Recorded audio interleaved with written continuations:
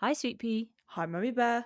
It's episode 53 of Chit-Chats. Sure is, with Sophia Gray. Sophia Gray, who was on Gardener's World not that long ago, and she Mm-mm. had that beautiful allotment just Oh, ram-packed with flowers. it was quite literally what I see. Well, what I would see when I was a kid looking through the window of a candy shop. It Yeah, was stunning. She had the most beautiful coloured flowers. Like, I don't think there was a single flower there where I was like, mm, that's not not so sure. as pretty, but she just was gorgeous. Yeah, and everything was in bloom, wasn't it? I The know. Gardener's World team got just the right time of year, and we Yes. hear a little bit about how that was organised. Yeah, completely. One of the things we spend a little bit of time pondering on is the size of the allotment that Sophia has. She will mention a Yes. few times through this recording that she's really rubbish with sizes. So I did a little Yes. bit of digging to see what I could find out about allotment sizes. Oh, Now, yeah. Sophia says that her current allotment is double the size of her previous local authority allotment, Yes. which was a full plot. So, Okay. according to Google, the local authority plots in the Swindon area, for a full plot, it's around 260 metres squared. So that makes her current Oh. plot around 500, 520 metres squared. So Ooh, a fairly okay. decent size. Lovely. Nice size. And the thing that really struck me about this episode, Sweet Pea, is that Sophia says how she wasn't just not into gardening, she just didn't really particularly like the outside. I love this, and it's so funny going from two completely opposite places. Yeah. Not wanting to go outside to quite literally always being outside Always in being her outside. allotment. Yeah, not just her allotment, in her garden as well. Yeah, And exactly. also her plans for a few years down the line to do Mm, something with her social work and with her love of being outside and the yeah, outdoors, kind of marrying those two ideas together. So it's exactly. really gone full circle, hasn't it? Oh, and even the fact that then her dream garden, people, you're Mm, about to see the dream garden of dream gardens. yeah. It was fantastic. I mean, her greenhouse. Oh, A very perfecto. opulent greenhouse Yes. and a beautiful dream garden. Yes. Sophia mentions how she has spent much time considering her dream garden, not just because of this No. podcast, but she has Oh, dreams, it's just just brilliant. like you and me, Sweet Pea. Mm-hmm. There are quite a few links from Sophia, a lot of recommendations for Yes. seeds and garden centres that she Which is likes, fab. and also 3 different rose suppliers that she goes to. So Yes. we'll put all those links. If you go to our website, which is notjustagarden.co.uk, you'll find Sophia and all our guests on the Rose Gallery on the Mm-hmm. Chit-Chats page. But if you go to the Gardens page, click on there, you'll see all our guest recommendations, and All of all of them. Sophia's will be in there as well, Mm-hmm. including links to Sophia herself. Of course. So, Sweet Pea, tell us what the format is. Well, for Sophia's dream garden, we had the garden boundary, shed or greenhouse, 5 ornamentals, 5 edibles, 1 statement tree, pond or pool plus 1 plant, and finally favourite seating area, drink, and 1 plant for that area. And if you want to get in touch with us about anything we've talked about with Sophia, Mm, or any questions, any comments, feedback, then you can go to our yes. contacts page on our website, Mm-hmm. notjustagarden.co.uk, or Mm-hmm. you can drop us an email, which is notjustagarden@outlook.com. Exactly. Nice and easy. So let's have a listen to Sophia's garden. Absolutely. This is episode 53, A Good Old Chit-Chat with Sophia Gray. Off we go. Welcome, Sophia, to A Good Old Chit-Chat. Thank you for having me. Oh, it's really great to see you. We saw you on Gardener's World only the other week. Yeah, it from wasn't that long ago. your stunning allotment. Oh my gosh.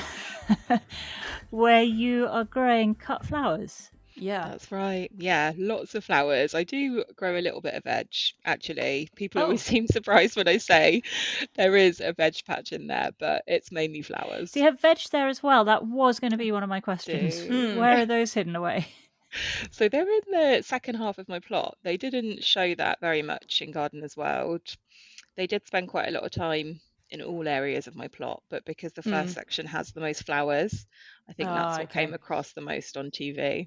Yeah, the big, just all the flowers were in bloom all at once. I was like, how on earth did you get that timing so perfect? Yeah, Sweet Pea was in awe. So they asked what time of year would best for me for them to come and see me. So I keep sort of records over the years by taking pictures. of my plot Okay. at different times. So I looked back at previous years and gave them a kind of rough estimate of when might be good. And we just stayed in really close contact leading up to that, so I could let them know, it's time to come. Come, Quick. When was that then? So that was in July. It was the Right. first week of July. Gotcha. And yeah, because the weather had been so amazing that spring, everything was just, it was even more perfect than I could have imagined. Well, so you said on the show that you started the cut flower, is it the cut flower business that you started 4 years ago on your maternity leave?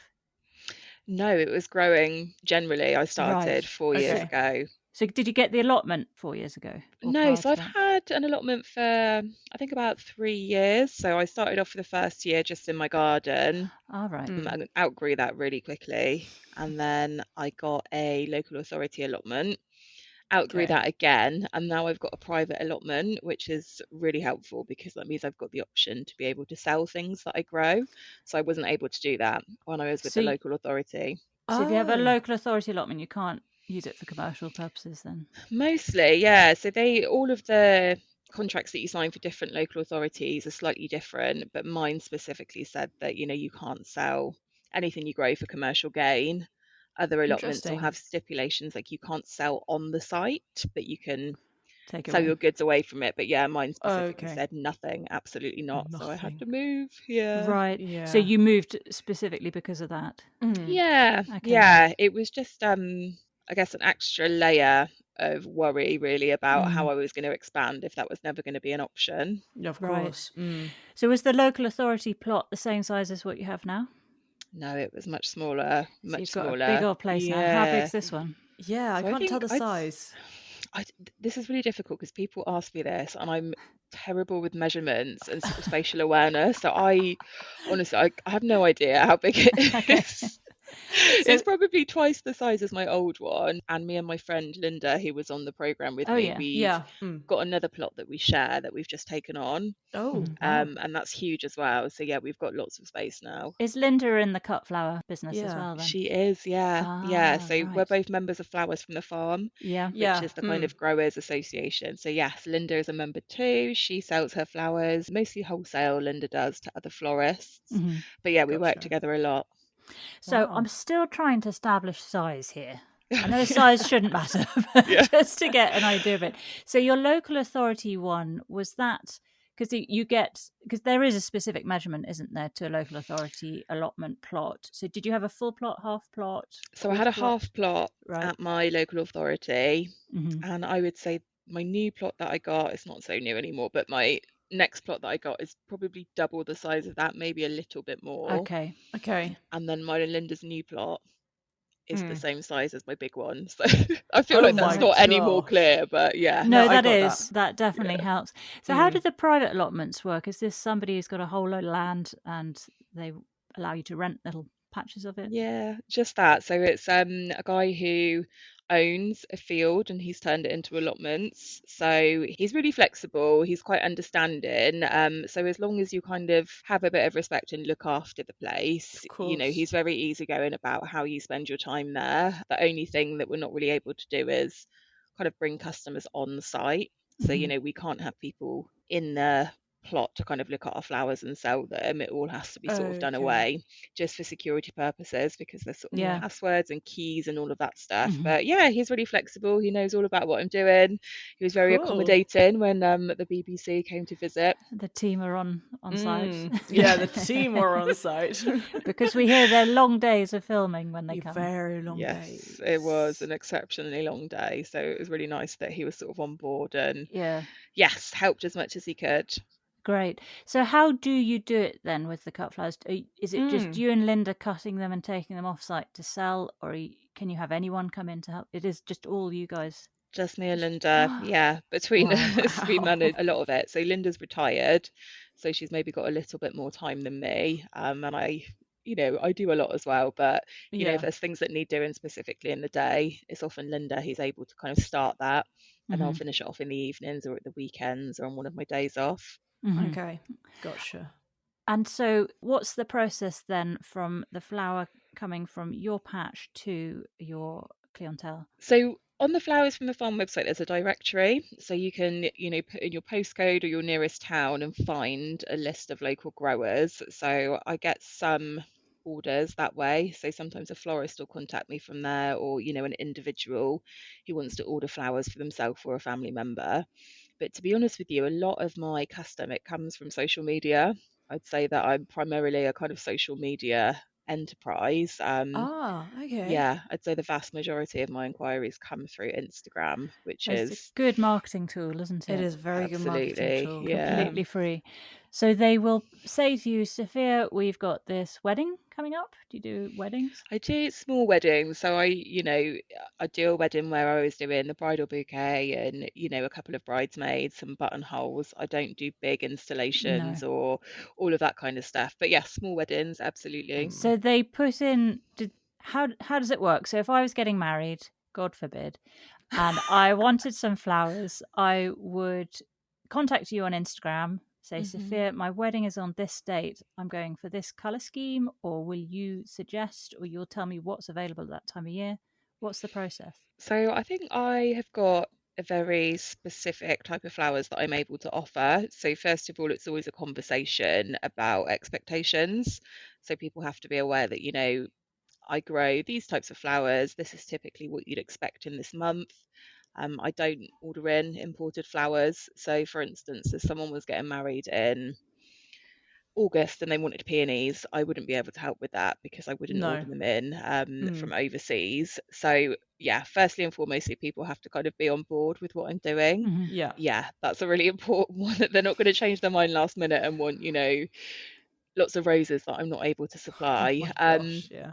So yeah, once I'm kind of sure they understand what I'm doing, I would kind of book them in for a consultation, which is just a little bit more of an in-depth conversation, I guess, about their inspiration. People have usually got pictures from Pinterest or Of course. Instagram of things that they're interested in, Okay. hear about their venue, where it's going to be, just have a bit more of a chat. And then I take it away from there. So it's always really helpful if people get in touch at least the year before, because then I'll Right. grow flowers specifically for that Mhm. wedding. Oh, yeah, okay. Yeah, Of so I course, could don't think about accommodate that. more last minute stuff as well, but it's really nice if I speak to a bride the year before she gets married because I can sort of show her things that I would grow and Mhm. then, yeah, get to nurture them for however many months, knowing that they're going somewhere really special. Yeah. That is quite lovely, actually. So then what's the process just prior to the main event? Anxiety, stress, nightmares about Yeah. slugs, Sleepless and nights. Slugs, yeah, snails. yes, every pest in the sun visits my dreams Yeah. Oh on the lead no. up to an event. So it's just about keeping an eye on everything to be able to sort of estimate what's going to be available at the time I need it. So you have to kind of coordinate when you're going to cut it to make sure you cut it at the right stage, to make sure it's got enough time to kind of rest and then be arranged. So it's a lot of monitoring, taking Mhm. pictures, and yeah, meticulous planning just before. Yeah. Wow. Crikey. Gosh, I can imagine how stressful that is. And you mentioned Linda's retired, so she's able to be more hands-on, presumably, when you're at work. What's your Yeah, day job? I'm a social worker, You're a so Okay. social worker. That was yes, mentioned, very wasn't it, on the busy show? job. Yeah, yeah. So Crikey. just do loads of busy things. I don't know what I Just do. a All the busy, time. busy person. Are you full-time social worker? So I work 4 days a week. So Right. yeah, may as well be. Crikey. Yeah, May Yeah. as well. And then you have yeah. a 4-year-old son? Yes. Right. So that, of Wow. course. Yes, You're juggling very all these jobs. absolutely. But I think also that is an element of my personality. I think, if I put one of those things down or, quieten down on one front, I start getting bored and I Mhm. find something to fill that time. So I'm a very I need to be sort of mentally stimulated at all Yeah. times, otherwise I go a bit doolally. I get Yeah, that. because you started it on maternity leave. When I started maternity leave, I thought, great, well, I've got 12 months off. I'm going to write a book. I've got all this time on my hands. It's a sabbatical. Why not? And I didn't have a single moment at all. I had no idea how busy I was going to be for those Yeah. 12 months. But you somehow found the time to set up this new side hustle. Yeah. I think a huge caveat with that though was that I was pregnant through lockdown, and then when my son was born, we went back into lockdown. So for me, I had Ooh. been inside for Mm. months and months and months and months. Whereas I think if I was on maternity leave now, I would like to think it'd feel different because, you know, you Yeah. could go out and go for walks and Of course, yeah, so it was almost an escape for me, which I know is the Oh, story for a lot perfect of escape. people. Yeah. Yeah, very nice escape. Gosh, well, congratulations for setting it up. What's the future for it? What's the future? So it's always going to be balanced alongside my job as a social worker. So, you know, I don't even know if I would call it a side hustle. I think regardless of the kind of commercial element of it, I will always grow. That will always be something that I do. But yeah, I think ideally in the future I'd combine being a social worker and growing. So I mentioned on Garden as well that I would love to set up a social enterprise or a community interest company to kind of get children outside. Yeah. So I live in a very urban area in Swindon. There's probably a fair bit of deprivation sort of socially, and I just love the idea of being able to kind of introduce children to outdoors and growing and, you know, all the magic that comes with that. So fingers crossed in the next few years I can start moving towards that. Absolutely. Have you got the ball rolling with that already? Or that's I haven't got No time. time. It's just, Where's the yeah, time? absolutely Where is no the time. So time? that is, yeah, that's something that I realistically, that is a really long-term plan. It's not something that I'm going to be kind of stepping into at the moment. No, I I think can I'm understand still that. very involved in my career as a social worker. So I want to kind of continue doing that before I move off into another avenue. So yeah, that's Yeah. a future goal. It sounds like a nice marriage of the two. Yeah, it Definitely. does Should actually. we get to that point? I hope it goes well. Do you have a background in horticulture? No, nothing. No. So this is. What got you interested in doing the cut flowers? So I've always liked flowers generally. So, you know, funny enough, not now that I grow flowers, I never have flowers in the house. Bosman's holiday. Yeah. Oh But no. before that, I'd always have a bunch of flowers in the house. And when I sort of gardening on maternity leave, I started thinking, you know, maybe I could grow flowers. You know, could I grow flowers? This is crazy. Maybe I could. And yeah, it was really a kind of love of flowers generally that got me into growing them by myself. So no, before that, I'd never had any experience of horticulture. I didn't really like being outside. So it Really? feels Are like you serious? Wow. feel like I've done a complete 360 in the last few You years. have. That's incredible, though. Have you noticed any other changes to your life as a result of that? So I think in terms of well-being, I know that, you know, if I'm not feeling great or, you know, I'm tired, stressed, you know, even 10 minutes in the garden really kind of picks me up and just gives me a boost. I think in terms of being a parent as well, it's been really lovely to kind of have my little boy grow up outside and, you know, appreciate and enjoy being outside. I don't know if he would have got that if I hadn't sort of followed this path with horticulture. He probably, you know, would have been like me saying that he didn't like going outside or whatever. So yeah, I think it's been a benefit for all of us really. And yeah, more than anything, it fills my time. I like to be busy. So Yeah, it sounds like it. On the show, you mentioned that you felt there was a lack of diversity in the industry. yeah. How have you come across that? So I think generally in terms of age, that is a huge barrier. So I think over the last couple of years, there's been a lot of younger gardeners or younger horticulturists who have been kind of saying the same thing, really, that the industry, it feels, I don't want to say dominated because that sounds negative, but it is traditionally, I guess, a middle age and upwards pastime. So, you know, I don't always meet young gardeners when I go to the garden centre or, you know, me and my dad go to these plant nursery open days. I'm usually the youngest person there, give or take. So I can understand that. Do you think that's because none of them like the outdoors until they get a bit older?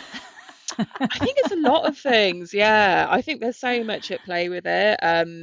Yeah, a lot of kind of different lenses that you could look at through it. I think, you know, without going off on too much of a tangent, like renting, you know, people don't own their homes anymore. Young people, they move around a lot. They don't get to put down roots and really spend time in gardens. You know, young people living in urban populations, you know, if you live in a high-rise block of flats, it's going to be quite hard to kind of make a connection with nature.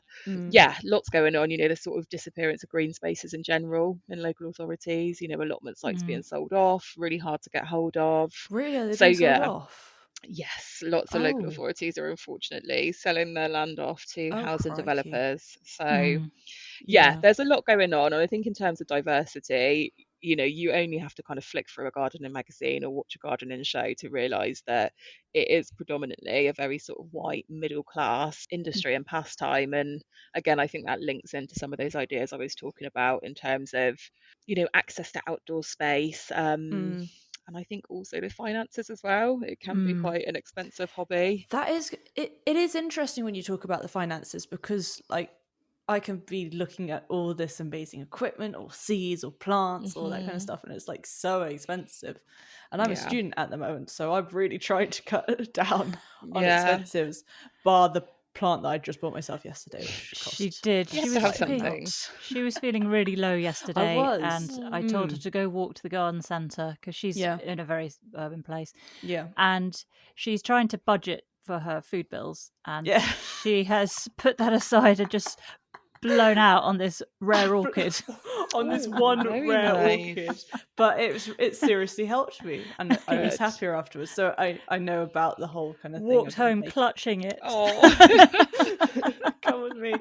People must have thought I was mad. Oh. So, what changed for you? I mean, there was lockdown, obviously, but why were you, prior to that, why were you so not into the outdoors? Did you not have much in the way of outdoor space? I mean, you've got a garden at home. Yeah, so we had the garden at home, and I'd had a garden in our previous flat that we'd rented in Bristol. I have always lived in urban areas, the kind of city centres, everything's sort of built up or it's concrete. And my parents at the weekend when I was a kid, they used to drive us to the countryside and we'd go for walks, okay. and I just hated it. I just thought it Oh. was boring. I couldn't wait until I got to the age where I could stay at home. They used to go for walks. I just didn't that's like it. I funny. don't know what it was. It just didn't resonate with me. I didn't feel any connection to it. And again, looking back, I wonder if part of that was that I didn't see other people who looked like me who were there. So, it didn't feel like I kind of belonged there. I don't know. But yeah, didn't like it. Wasn't interested. No. It was something that I had to find myself. Yeah. And yeah, once I did, I couldn't you believe went that for I'd been it missing out big on time. it. Yeah. Yeah. Yeah. So your son is very into the outdoors. Yeah. So he's Yes, coming yeah. from do you think he's feeling forced into the To be outdoors, out and when he there? gets to an age where he can stay back and get on his PlayStation, he will? Well, do you know what? He's very headstrong 4-year-old. So he'll tell me on the days that he doesn't want to go to the plot, or if he's finished at the plot and he wants to go home. So yeah, I would never force him. I think I'm very fortunate to have a very supportive husband. So if there's days when my son doesn't want to go, he'll stay at home with dad or go and do what he wants to do with dad, so I can go off and do what I need to do. So yeah, I wouldn't force him, because I think No. knowing his personality, if you try and push him into something, he just sort of pushes back harder. Yeah, and I want yeah. him to Sounds maintain familiar. a relationship with the plot. Yeah. Of course. Well, I think we should have a look at your dream garden, Sophia. Okay. Sweet Pea's very excited about the ornamental part. Yes, of course. As per Okay. usual. I'll hand you over to head gardener Sweet Pea and she'll take you through it. For the garden boundary, what would be surrounding your dream garden? So I've made notes, which is why I keep Great I news. wait to look to them. So Good. first of all, something that I've always liked the look of is those hazel hurdle panels, the really kind of natural ones Yes. that are woven. Oh, So love those. yes, I would lovely. absolutely love those.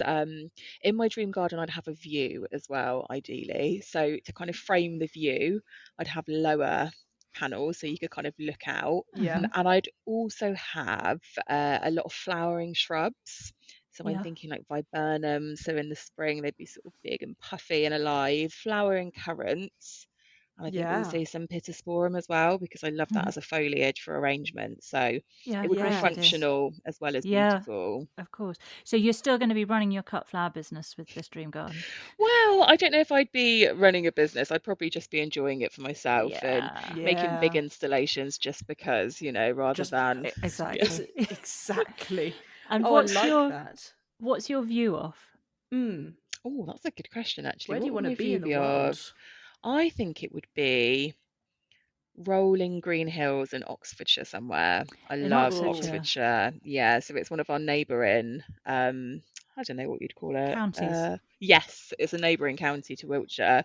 So yeah, it's maybe a 10-15 minute drive Yeah. one way, and you kind of get to Oxfordshire, the Vale of the White Horse, and just Okay. gorgeous views. Do you have any affiliation with Oxfordshire? It's just somewhere you pass through and love. Do you know, I used to work in Oxfordshire, and Okay. before I worked there, I just hadn't really spent any time there, didn't know much about it. But yeah, since I've worked there, I've been hooked. I always said if I win the lottery, I'll get a big country Yeah. house in Oxfordshire somewhere. And Right. So yeah, this is where the dream garden will Lovely. be. yes, this is where it would be. Yes, Yeah. big country house. Oh, very nice. Will you be? Is the part of Oxfordshire you're considering the Cotswoldy side? Because they Yes, straddle the definitely. Cotswolds, don't they? Yes. Yes, it Yeah, would be the Cotswold part, right? Cotswold So that side. beautiful honey-coloured stone. that's right. And how big is your plot, your land going to be? I mean, you've got this massive Ooh, house. I've got my Yeah. big house. So I would say, I think about 3 acres, you know, Mhm. Nice. and one of the acres would be garden area, if you will, because I've got a lot that I'll be putting in there that we'll talk about. Great And I news. think the other Yes. 2 acres would be woodland that I would leave wild. Oh, Lovely. I love that. I really Yeah. like it. I That like sounds nice. having one area where you can just kind of go for strolls and you hear the crunching Yes, of the leaves and Yeah. absolutely. everything. It's just very nice. I know this isn't part of the remit, but I'm intrigued by this massive house that you're going to have. Are we talking stately home type, or because we're in the No, Cotswolds, are no, we no, imagining no, something We're not going Agatha Christie. gentler? No, look nothing of a too, house. you know, it's going to be a few million, but nothing too, Right. Just a a couple. few not million. Downton Abbey. No, I'd say maybe 5 bedroom, 4 bathroom, Georgian, detached in that lovely Nice. Cotswold stone that we were talking about. You've really thought about this. Yeah. Oh, yeah. I spent a lot of time. I love this because That just rattled off the tongue, didn't it? No it did. hesitation. That came far too Very easily. specific. Yeah, I've spent a lot of time, not just for this podcast, but you know, over Yeah, the years of my thinking life, about it. dreaming generally in meticulously life. planning this. Yeah. Yes, I think it's pretty because when I think of my dream garden, I very much think of the house as well. Yes, Do it So you? is. It's connected. Interesting. Yeah, it's part of the garden. I can't have a Ah. house and then a garden. It has to be house garden. Agreed. That's Yeah. interesting what I because mean. whenever Sweet Pea and I obviously talk about what our dream garden would be, Obviously. and I've never considered the house, Sweet Pea. So I need to start thinking about that. I literally just think of the garden because the house Wow. is always behind me. So in my Mm. dream, I'm only seeing everything that's in front. But I guess there should be stuff climbing up walls as well. So I should look behind me once in a while. Yeah. All right, I'm going to Absolutely. conjure up my dream house at some point. Exactly. And the house can also create little microclimates so you can have the west way and the Yeah. south way. Wise words. All that stuff. So yeah, okay. So we're going Georgian semi-detached. Very nice. Yeah. Couple of million. Very nice. Okay. Oh, not semi-detached, fully detached. Sorry, fully detached. I Yes, forgot. that's very important. Wrong Don't words. want any neighbours opening No. up my garden. Why Oh my would she gosh. choose semi-detached? I don't know why I would say semi-detached. Sounds awful. Madness. Would you like a shed or a greenhouse if you had to choose between the two? Greenhouse, definitely. Yes, Ooh. I would have a huge greenhouse that was probably more of a room than a functional greenhouse. So I'm thinking a log burner, big Ooh. loaf sofa, Mhm. you Yes. sort of sink into, rugs on the stone floor, Mm. chandelier, of course, Oh my coming from the sort of gosh. central beam. I like And I think that. a workbench as well, a very rustic oak workbench. But I think the actual seed propagation would have to be in a polytunnel tucked in a corner somewhere because it would be for relaxing and Yeah. Okay. So you'd have Okay. plants in there, but not plants that you're Yes. working on. No, it would be more of a kind of orangery. Yeah, okay. Mm. Gorgeous. So you've got rugs in there. I always wonder because you see those on TV where they've got sofas and things in the greenhouse. I Yeah. always wonder if do they not rot because of the humidity? I guess if you didn't have too many plants in there, it wouldn't be that damp. I don't know. Or you'd have No. like a sort of vent system. Money's no Yeah. object, so that's what I'd have. I'd have a vent system. Yes. yeah. With a vent system. So you've got a greenhouse, but you're also having a polytunnel. Do you want given money is no object, do you want a polytunnel for all the worky stuff, or would you prefer a greenhouse? Or a polytunnel's far more practical, I far think more useful? polytunnels, yeah, much more Really? practical. Don't Mm. look as nice though, so I'd have to put it behind one of those more thick boundary hedges and maybe in the second acre. Okay. What But makes yeah, polytunnels more practical than greenhouses? I think because they're generally bigger, so you can kind of double up the space to grow in. I know that you can grow in a greenhouse as well, but they're usually more compact. For some reason, I just associate greenhouses with seeds rather than growing. But yeah, I've got my polytunnel that I grew in for the first time this year, Hmm. and I'm going to propagate all of my seeds in there. And then once they're at a good size, I'll plant them into the polytunnel. Whereas with a Right. greenhouse, I just move them out and then, maybe put some tomatoes in there over summer, and that would be it. Maybe Yeah. it's just Okay. me. I just associate polytunnels with being more kind of worky. I can understand that. There is, I get how it's like all itsy bitsy with the greenhouse and the They staging and the Yes. little pots, they're and a then bit a more polytunnel is just functional, like don't they? ram, plant, Yeah, big, woo, absolutely. and it's all just happening suddenly. So, yeah. Where do you get your seeds from? Mm. Lots of different places.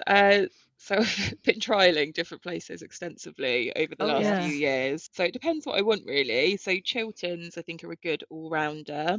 There's a really good garden centre in Oxfordshire, Burford Garden Centre, and Oh, they of stock Chiltern course. seeds. We Mm. visited Amazing. Burford. Oh, Oh, it's many so It's good, times. isn't madly it? expensive. Oh my It is, gosh. but worth it. I bought a watering can from there. I was so chuffed with it. It was It was just so expensive though. beautiful and it was so expensive, but I treated myself and then I got it home and it leaked. It leaked everywhere. It was an ornamental one. It was Oh. No, literally. it was a proper It was a watering one. can. It was Yeah. one of those where you can have the rose facing It's like a upwards so really that long it gives a Yeah. nice spray, a long, Yeah. long spout. But the spout to the main bucket wasn't joined properly. Oh no. Could you not full of take it Yeah. back, or are you too I far could away? have, It's but like I was a too far away. Yeah. yeah. So I'm Oh, going to have to that's a get a shame. soldering kit and solder it. Soldier. Yeah. So you get your seeds from Burford Garden Centre. No, I don't get them specifically from Burford, but they've got a Chiltern Right. stand. So I think I've never seen them anywhere else, because usually you have to buy them online, but it was actually really nice to kind of go and Yeah. hold the Chiltern seeds packets rather than just order them. But yeah, Chilterns are a really good all-rounder. For specifically cut flower varieties, plants of distinction are good. Mhm. They've got some quite unusual varieties. Oh, And okay. usually, actually, plants of distinction, if you look at the seed count in the packet, they are really well priced compared to some of the other retailers. And then Interesting. mole seeds are really good for kind of bulk buys or if you need larger quantities. So Oh. they sell loads of stuff. They do edibles, ornamentals, and Mhm. you can buy them in, the sort of general gardener quantity, but they do bulk bags as well. So Right. yeah, if you're a flower farmer or if there's something you need a lot of, you can buy a big bag of it rather than lots of little ones. Okay. So yeah, those are my main It's good to three, know. I would say. Yeah, And very then good you're to know. propagating a lot, collecting a lot of your own seeds. Yes, I'm really trying to collect a lot of my own seed this year. So Yeah. I've made it my mission to try and save a bit of money, because seed catalogues, it's like being in a sweet shop. I could It spend is. so much money. And I think because I do it incrementally as well, sometimes when I look back over a few months and sort of tot up how much I've spent, I think, oh, I never It's would have spent terrible, that in isn't one it? go. But because No, I'm doing it gradually. you So don't notice it so yes, much. yeah. Well, just jumping back to the dream garden, one last thing on the greenhouse. What kind of frame are we going for? Are we going for metal or wooden, and what color? Oh, I think I'd go for metal just for the Okay. kind of durability. Mm. And I think I'd just go with black. I A was sort of black. thinking about whether I should go with Oh, cream or sort of stone, but then I think, oh, that'll get grubby. I'd go with black, yeah. would go with black. Very nice. On to the best part. It's your 5 favorite ornamentals. Okay, hopefully they don't Ooh. disappoint. Okay, so the first thing that I would grow in my dream garden would be foxtail lilies. They Oh, don't look like lilies at all. They they are don't. unbelievable. They're so sort of Dr. Seuss fairy tale cartoon Ah, okay. esque beautiful. So I would have dozens and dozens of foxtail lilies. I have tried to Okay. grow them in my garden, but unfortunately they were a slug favourite. So Oh, oh no. didn't get very far with that. So Have you got in my any favorite colours? so I really like, they do a sort of orangey one and they look like they glow, like a sort of peachy orange. They would be Oh, I my love peachy favourite. orange. I've Yeah. just looked them up and I can see they're sort of columnar, aren't they? Very sort of Yes, long. Well, like a but they are, foxtail, I guess. yeah. But they seem to have all sorts of colours. Yes, Yeah. they do, and they get really, really, really tall. They're very sort of statement pieces. So I'd have absolutely loads of those. Lovely. And how do you grow those? So they're a rhizome. Yeah, so they look like a spider. They're really sort of eerie, big things, like the size of a dinner plate. They Oh. look like those face huggers on Alien, the ones Oh that God. sort of jump on. Oh, I haven't That's seen that, and I'm not awful. going to No, watch it, but you Yeah. don't. from your Go to your happy description, place, awful. Sweet Pea. Yeah. It's awful. Rainbows, unicorns. So now, yeah. Rainbows, unicorns. Yeah. But it's a kind of rhizome, and you have to. So when I grew it in the garden, I think the instructions I had were you dig a hole and then you mound some compost in the hole, and then fill the sort of moat with gravel because they don't like their tentacles to sit in water or be too wet. And then you pop the rhizome on top and just leave it poking out a bit.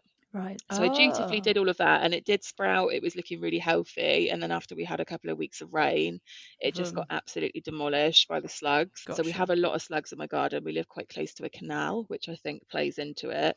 So there's some things that I just can't grow. It just isn't possible, unfortunately. You need to get an influx of frogs over from the Yeah, canal you need the I frogs. need, into your yeah. allotment. I know, but I've tried lots of different things and I just haven't been able to balance that out at home. So I just have to be realistic, really, about what I can do there. But the Yeah. allotment's fine, no slug issues there.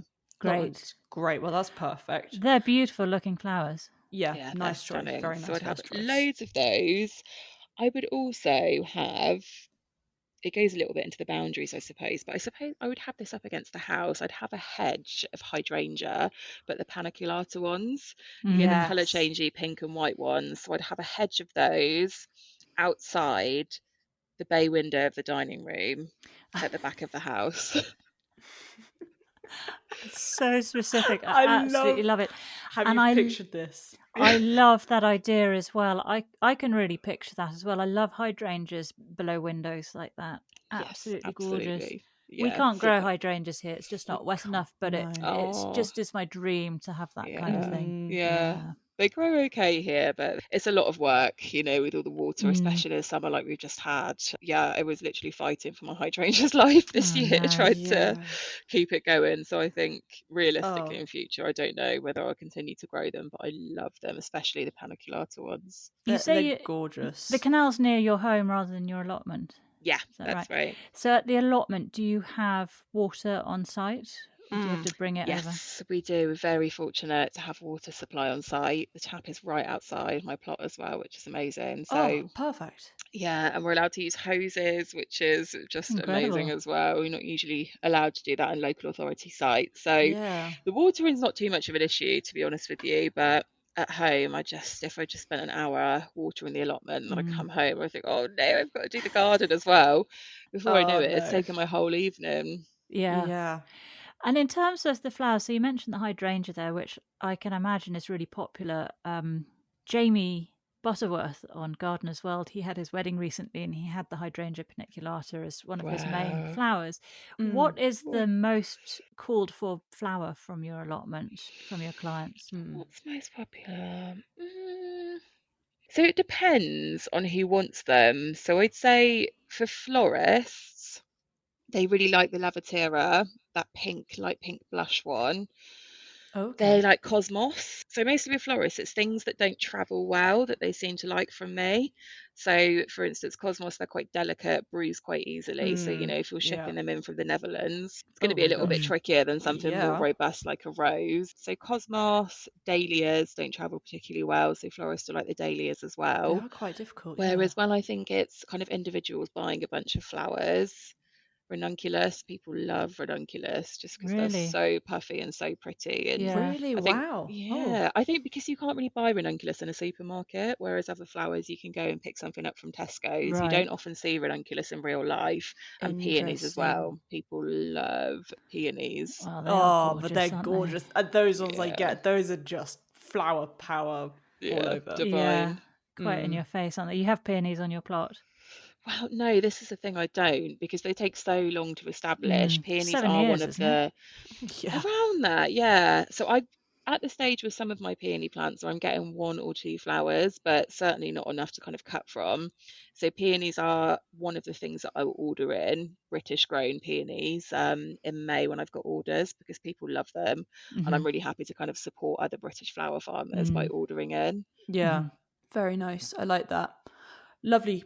What are the other 3 ornamentals? So I really love the idea of, again, sorry, this is a name that I'm probably going to butcher, but is it Coleus? Coleus? Coleus, yeah. With the beautiful Coleus. leaves that have the Yes, amazing Stunning. yes. So variegated specifically forms. dark red ones. I love Yeah. the idea of filling a couple of pots, maybe to go outside the door of the greenhouse with the really sort of dark red matte coleus in these huge terracotta pots. I think they just look really striking and Yeah. unusual Incredible and quite foliage. a nice interlude to some of the softer colours that I'd have in the kind of greens. So Yeah. yeah, I'd be really interested in those. And That's Lovely. then a nice, yeah, it's nice to have a foliage one in there. Yeah. Next to all your definitely, blooms. yeah. And that's the thing. I actually think that when I'm thinking about gardens, I'm more interested in plants that you grow for foliage than flowers. I think because I do all of the cut flower stuff when it comes to an actual garden, I think, oh, I actually do like the, interesting Foliage. leaves and Yeah. yeah, Yeah. different colours of leaves. So what's it, Heuchera? Heuchera? You know the ones Heuchera. I'm talking about? Heuchera. Oh, the Yes, Mm. hookeras. Yeah. absolutely love those. I'm obsessed with They're Yeah. them. brilliant. Yeah, Yeah. got loads of those at home. They're very cool. When I was doing like some little arrangements just at home for just in the kitchen or whatever, a favorite foliage actually is off this tree that we started growing, which I think is called the bottle brush tree. But Oh, it gives very these nice. Yeah. beautiful pink bottle brushes. Anyways, the foliage Mm. is so feathery and so Mm. fluffy that you Yeah. put that in and it immediately kind of poofs things up. And Yeah. I love the foliage. And Yeah. obviously, there's Eucalyptus. eucalyptus. Thank you. Yeah. The name Love left me, eucalyptus. and that's gorgeous as well. Yeah. Yes, love S eucalyptus. Yeah. Yeah, my friend Linda, I think she's got about 4 or 5 young eucalyptus trees that she grew from seed. So I think they're, Wow. yeah, in their 3rd year now, and Crikey. probably next year they'll be ready to cut from. But yeah, she's got a few different They varieties. grow so fast. They They do. do, yeah, but I think we'll be able to cut it as fast as it grows. We'll definitely make use for it. And Mm, it's nicer for foliage and flower arrangements. It's nicer when they're young because you get the nice round yeah. leaves rather than. Absolutely, And ours yes, have because gone they more do. pointy now. Yeah. Yeah. I Now have to get folded. like the top bits now because Yeah. the Oh no, bottom bits are all kind of long and thin, just kind of a normal you have to leaf cut that Yeah. us you'll it. see. We Yeah, do. We need to chop that down, Sweet Pea. we Yeah. do, but we did want a tree. Yeah, we did. There's a eucalyptus farmer on Instagram I think she's in Suffolk, Oxney Eucalyptus, but she shares a lot about how she kind of takes care of her Oh, Oh, crop right. and when she coppices them and cuts them down and all of that. So I'd recommend that you follow her. It's a really interesting watch because it hadn't occurred to me that, yeah, people farm exclusively eucalyptus, but she does at the back wow. of her lovely house. So Oh, yeah. have a look at that. Brilliant. And then your last 2 ornamentals. So my last 2 would go together, and I would have a sea of steeper grass Oh. interplanted with drumstick alliums Oh, to Oh, have loads beautiful. of nice. movement. Yeah, so a bit of a juxtaposition with the form. So, the Yeah, really kind of I love round that. Yeah. alliums and then the sort of swaying, Mm. brushy aspect of the steeper. But Oh, again, that's I a think nice that's, combination. yeah, I know it's my dream. So I think that's something that would look amazing, you know, a lot of it en masse. It's not the Mm. Yeah. sort of thing that I could recreate in a small garden like I've got. But yeah, definitely in a dream Yeah. garden, I would have a sea of that. Great Oh, Like idea. the Where is movement that as sea well. going? I think it would be in the first acre. I know there's a lot in this first acre. There's a lot going on, but I think it would be next to a seating area Right. because it would be nice nice. to sit there and sort of hear the Here, movement yeah. going through the grasses. It'd be really relaxing, wouldn't it? Ooh. What would be them 5 edibles?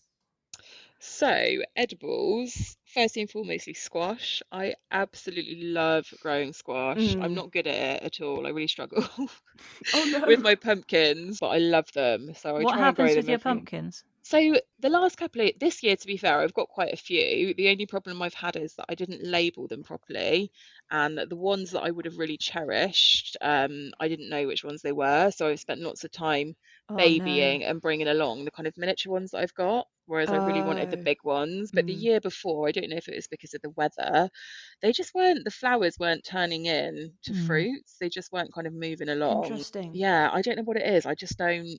It might be that I was trying to squeeze them in too small a space. They didn't have Yeah, enough room. Maybe I that wasn't feeding them happens. enough. They're hungry as well. Yeah, they are. I don't think I really anticipated how hungry they were. So yeah, I've got loads of mini ones this year, but I wanted some really big, Lovely. chunky We ones. have varying degrees of success with We squash. do. Our first year was great, and Yep, then fabulous. we get them, but the fruit aren't as abundant as I had dreamed they would be. No. Yeah. And interesting you say about maybe you had too many for the space. I wonder if we need to really cut it right back, Sweet Pea, and really limit how many plants we have. Like 4 maximum, Yeah. maybe.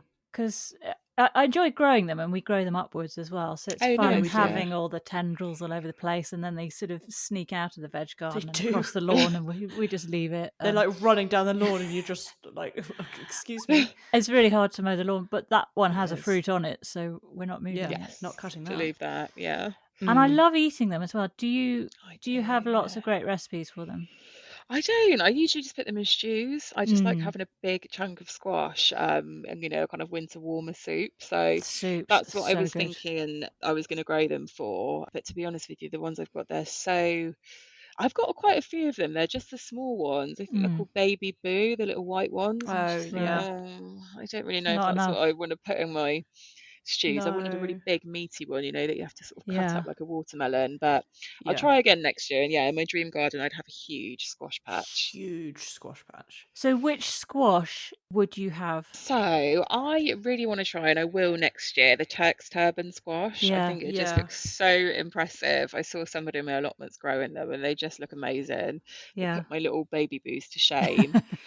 And one that I grew last year that I managed to get 2 off was Crown Prince Pink Crumpets pumpkins. pink. Oh. Yes, and they are kind of lovely. I think pink's a bit of a stretch, but they're a sort of a pale coral. I suppose in the right Oh, light they might be cute. pink, but they're, yes, very cute. I only got 2 of those last year though, but yes, I'd have loads of them in the Turk's turban. Very Lovely. nice. I like the contrast between the two. And your other edibles?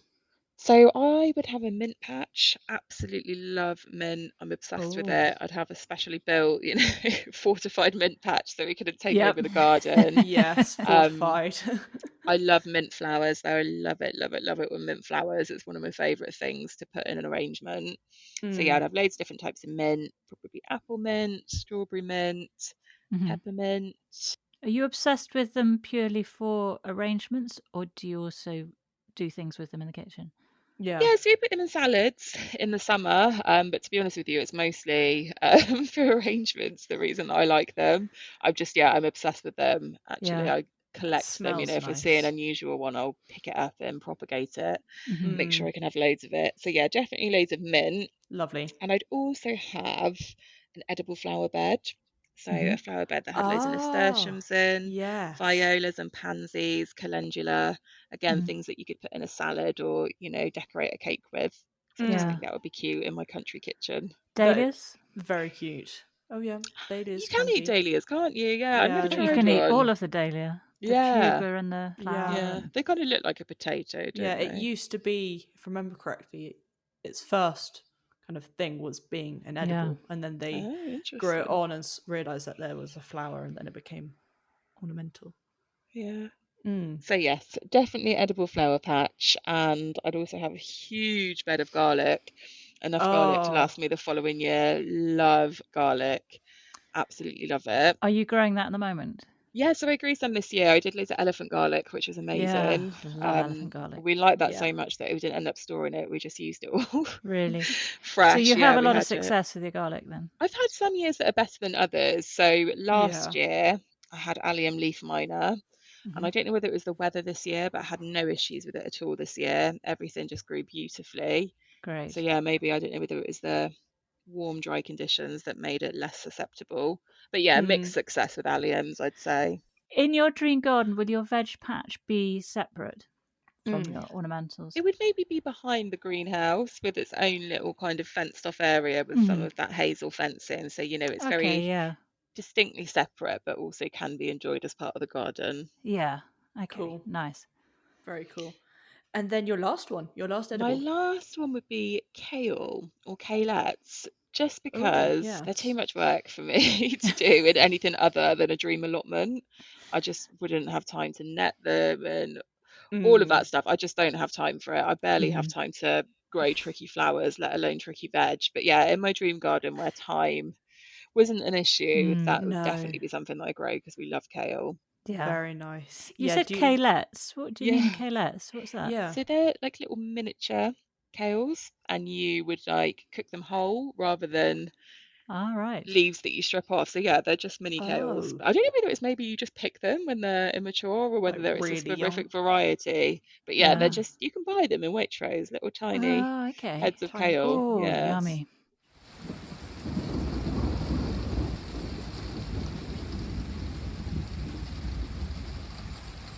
Now then, your one statement tree, if you had to choose Oh, one. okay. So that was easily an Indian bean tree. I Oh, absolutely love them.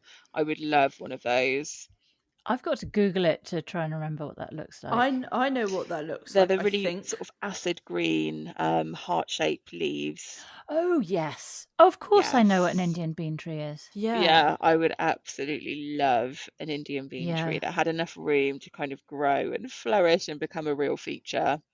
Yeah. Oh Where my have you gosh, seen them it's before? cool. Yeah.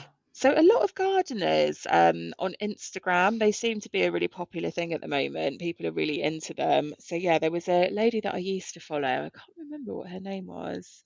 Her name was Rebecca, but I can't remember what her Instagram name was. And she used to have two. So it was Mhm. either side a sort of passageway in her garden. And when they were Oh. getting more mature, they were just sort of meeting in the middle. So it was almost like a canopy that turned Oh, into an lovely. archway. Yeah. And I just fell in love with them. Yeah. So yeah, I would Mm. definitely have one. Well, we haven't had that one We before, haven't. That's a and I new love one. Oh hearing new wow, ones, so good. that's great to Yeah, hear. completely. Because also we're usually always adding trees, like all the Oh, time. We nice. put in Okay. trees. We put in trees. I think two. No, it was last year. We put in trees last year, and No, we this put February we put in a whole load, yeah wasn't it? this February. Yeah, Yeah. it was. Anyways, and so we had the so much fun of looking at what trees we were going to Oh, get, Yeah. I and bet. Yeah. it's like so much fun. We got this. We got one which has like these kind of bean pods, which it Yeah. Oh, creates. nice. Do not know the name of the trees. I'm really bad with trees. But we got lots of different varieties. We got a rowan tree, obviously. We That's got a willow, we got 4 silver birch. One has Very died, but we got nice. them all as whips, so we really, did really Okay. cheap. Yeah. really cheap, really easy. Oh, I know what I'm doing Best tonight way. then, what I'm looking up tonight. You're Googling tree whips. You're googling tree whips. Well then, would you like a pond or a pool in your dream garden, and what plant would you have in it or next to So it? I would have a pool, but a natural swimming pool. So this has Yes. been one of my sort of black holes of the internet that I spent hours researching. We all have one of them. We all do. So I'm obsessed with the natural swimming pools. There's a Really? lady, I don't know where she is in the UK, but she's documented her journey online of building this natural swimming pool over 5 years, and it is Ooh. just unbelievable. So they have almost a shelf, a shallow shelf that's underwater with gravel and loads of oxygenating pond plants. And then there's a kind of pump in the corner that just brings some movement in. And it's kind of self-filtering and self-cleaning because of all the plants that they've chosen. And it just Yes. looks unbelievable. So yeah, I'd have a natural swimming pool as well You'd have a in So this natural does garden. swimming pool. she have a separate, because some of them they have a separate Yeah. pool which They is have for all one for those filtering. the sort of filtration plants. Hers were all within the main swimming pool.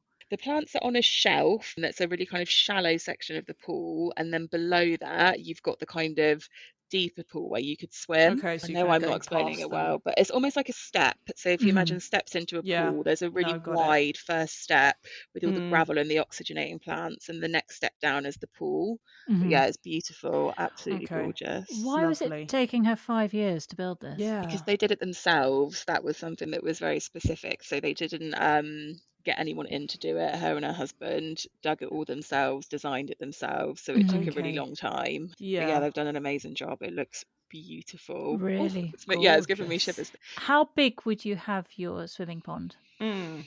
Oh, again, I'm not very good at measurements. Oh gosh, sorry. So Okay. I would You've have got to So the start it. size asking the of the Isn't there in Swindon? There's a wave, the Oasis swimming pool. Does No, that not still that exist? big. No, it doesn't. Ah. It's closed down and it's been abandoned. So now, Oh you know, the no, that's urban sad. explorers on YouTube where they sort of Oh go into abandoned, yes. people just go in urban explore it. But no, it's not a pool anymore, unfortunately.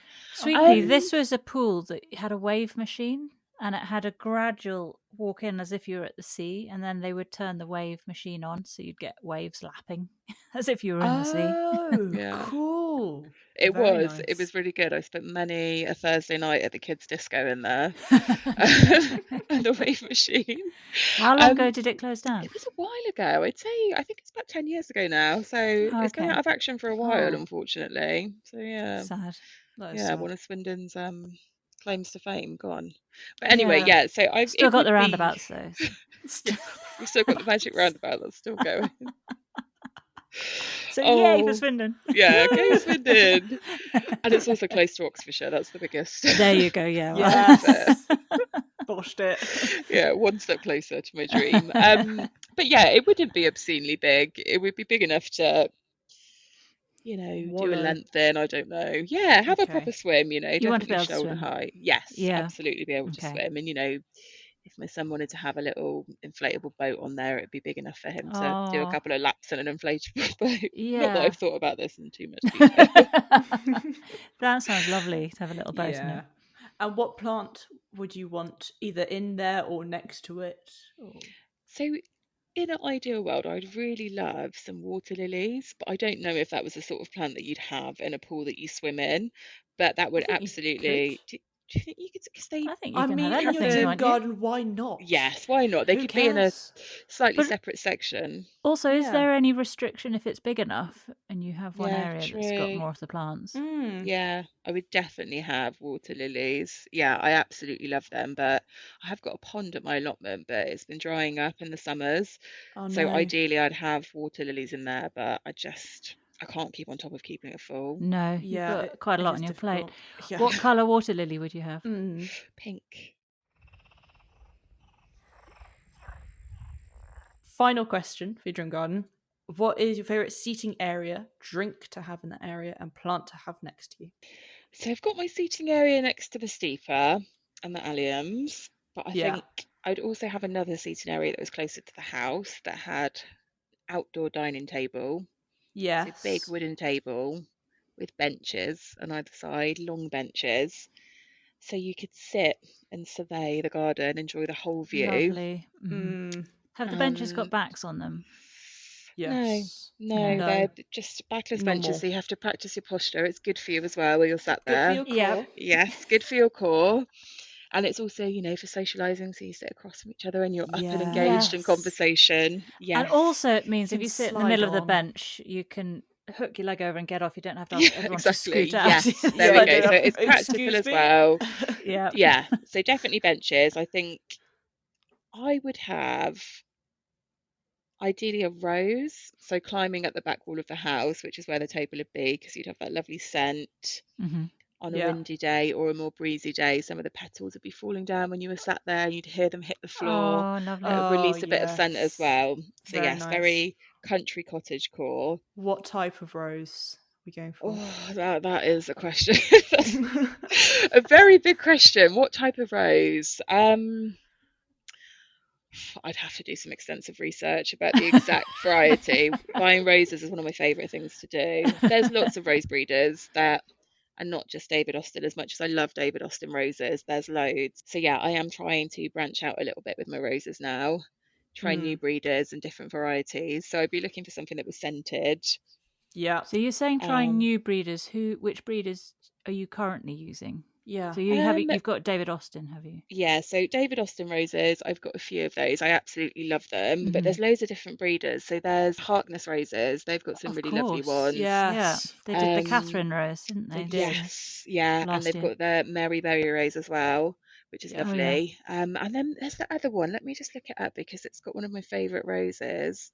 It's a German breeder who do absolutely gorgeous scented roses. Parfuma roses, those are the varieties. Perfume. Corders Oh. roses, Corders with a K. Yeah, so they're an amazing Gorgeous. breeder. Do really highly Oh. scented, beautiful roses that are amazing Mhm. for cutting as well. So Very yeah, nice. I'd have something climbing, scented, and it'd be Colour? more probably pastel, a pale pink or Pale cream. pink. Cool. Lovely. And then your drink to have in that Oh, area to my chill drink. out. It would be, or if it was summer, I'm going to go with Vino Verde. That was my thing that I was obsessed with this summer. Oh. Absolutely love Vino Verde. Probably Mhm. had a little bit too much this summer, but Too much hey, Vino Verde, but Too much peanut butter. it's what summers are for. yes, exactly. To me, because I don't know all of these different beverages, what is a Vino Verde? What does it consist of? So it is I guess you could call it a white wine, but it's sparkling, but Okay. it's not as sweet as Prosecco and it's not as dry Okay. as champagne. So it's like a Portuguese white sparkling wine. Very Okay. nice. Very nice. Mum, have you ever tried it? I've had Vino Verde. Mum, have you ever tried it? Do you like it? That sounded quite accusatory. What do you know about Yes. this? Yeah. Mum has tried Vino Verde. Lovely. Very Very nice. nice, of course. So you've got round your table, are you imagining lots of people around your table then? Nice summer Yeah, evening, Vino Verde's yeah, out, music, yes. Bit of or music, very social space, soft lots of chatter. lighting. Yeah, lots of chatter, probably some nice nibbles as well. Yeah. Yeah. Oh, Oh, that sounds lovely. blizzard, especially hearing that as the summer has now drawn to a close. Oh, I Yeah. know, I know. We've got a long time Oh, until that comes around again. Yeah, but we yeah. can imagine it. And with a bit of global Exactly. warming, we could have that all year round. You never know. Yeah. Oh my gosh. Yes, might be Yes. coming.